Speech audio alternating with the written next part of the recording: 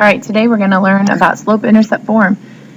The first vocab word of the day is linear equation. Notice how the word linear has the word line in it.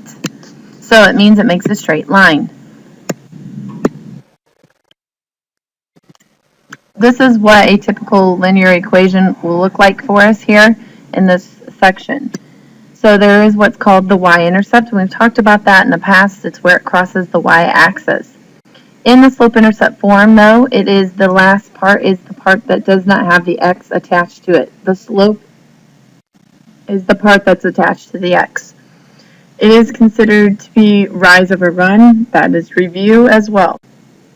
What we're going to do is just practice identifying the slope and y-intercept. So in this first example, if I just write y equals mx plus b underneath it, you will see that the m is 4 and the b is 7. It is that easy to say what the slope and y-intercept is. So on my next one, the formula does call for y equals mx plus b.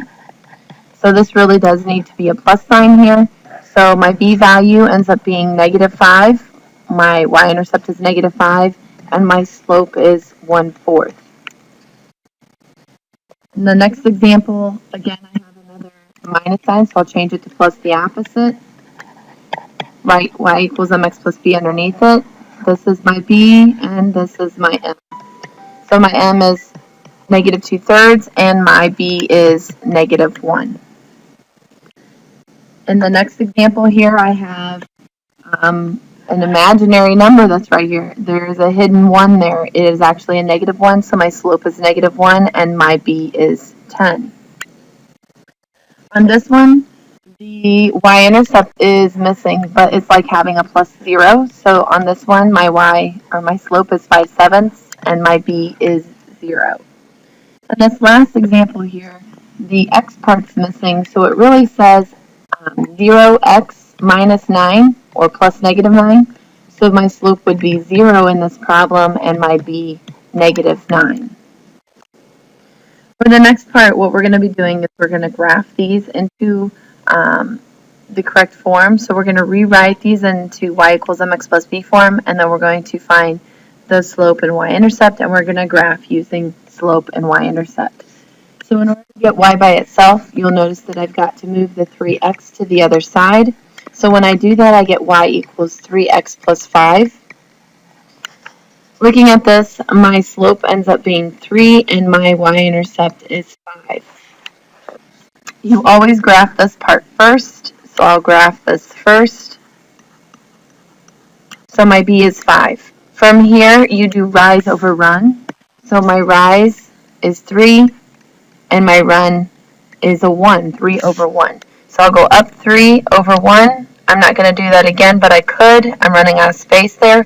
But it could also go down 3 to the left 1. Notice that still creates my positive slope. And you can do that as many times as you would like.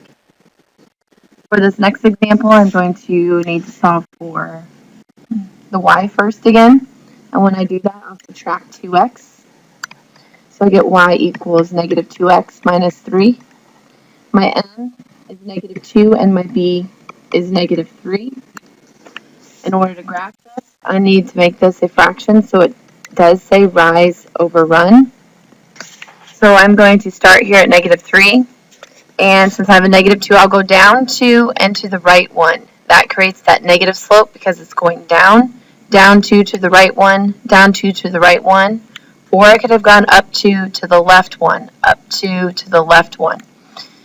Whichever way I go, either down 2 to the right 1 or up 2 to the left 1, it creates that down slope. My next example, I don't have just a plain old y, I have a negative y, so I'll have to move my 4x to the other side first. So I've got a negative y equals -4x plus -3. Notice I'm always writing the x part first, so that it looks like y equals mx plus b. Divide by -1 everywhere, and that gives me y equals 4x plus 3. My slope then ends up being 4, and my b is 3. Again, I need to make this a fraction, so I'll make it 4 over 1, so I can have rise over run. My b is 3. Up 4 over 1, up 4, there's no more space, so I won't do that one. Or I could go down 4, 1, 2, 3, 4 to the left 1. Connect my dots. There's my line with a positive slope. Example, I need to get y by itself, but it's much like the last one, so we'll just go ahead and skip this problem. We'll look at this next one. Let's solve for y. So I'll add 4x to both sides. Negative 2y equals 4x plus 8. I'll divide by negative 2 everywhere to get the y completely by itself. So I end up with y equals, that'd be a negative 2x and a minus 4. So my slope is negative 2 and my b is negative 4. So I'll plot negative 4. This is rise over run. Continue to put that over 1 to make it a fraction. Down 2 to the right 1, down 2 to the right 1, down 2 to the right 1. Or I could have gone up 2 to the left 1, up 2 to the left 1. You know you're doing it correctly because you've got negative slope and it's going down.